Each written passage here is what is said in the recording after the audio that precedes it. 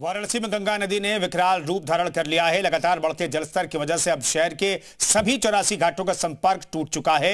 हरिश्चंद्र घाट पूरी तरह पानी में डूब चुका है। हालात ऐसे हैं कि विश्व प्रसिद्ध गंगा आरती भी अब घाटों पर नहीं, छतों पर की जा रही है।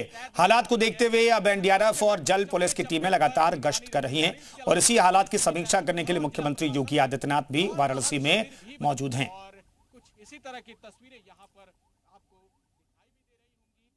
वाराणसी में गंगा का जलस्तर लगातार बढ़ता जा रहा है और ऐसे में अब सभी 84 घाटों का संपर्क टूट चुका है। लेकिन अगर तैयारियों की बात करें तो एनडीआरएफ की तैनाती हर एक घाट पर है और कहीं भी अनहोनी हो इससे पहले एनडीआरएफ की पूरी टीम मुस्तैद नजर आ रही है और हर जगह पर चप्पे चप्पे पर निगरानी रखी जा रही है। इसके अलावा जल पुलिस की भी तैनाती है और जिला प्रशासन ने बाढ़ राहत शिविर भी बना दिए हैं ताकि तटवर्ती इलाके में रहने वाले लोगों को किसी भी तरह की दिक्कतों का सामना न करना पड़े। आप इस वक्त हमारे सामने देख रहे हैं प्रसिद्ध मणिकर्णिका घाट जो अब पूरी तरह जलमग्न हो चुका है। अब छतों पर शवदाह हो रहे हैं।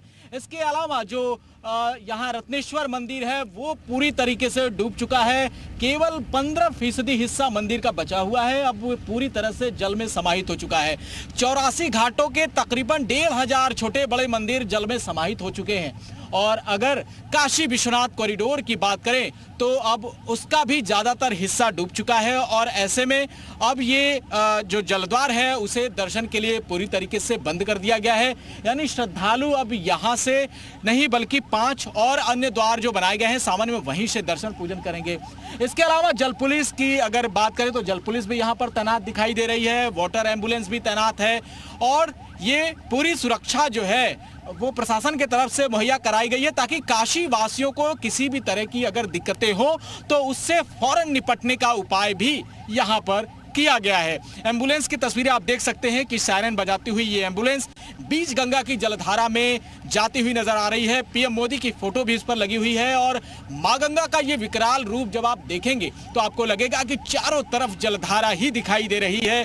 ये जो घाटों का अर्धचंद्राकार है क्योंकि बनारस से ही घाट जो है जिस तरीके से यहाँ गंगा अर्धचंद्राकार होती है वो अब पूरी तरीके से जलमग्न दिखाई दे रहा है और हर एक घाट की सीढ़ियाँ पूरी तरीके से डूब गई हैं। किसी भी तरीके से यहाँ आया नहीं जा सकता। देखिए ये बालाजी घाट है जो अमूमन यहाँ पर पर्यटक होते थे, ये गुलजार रहता था लेकिन अब ये भी पूरी तरह डूब गया है।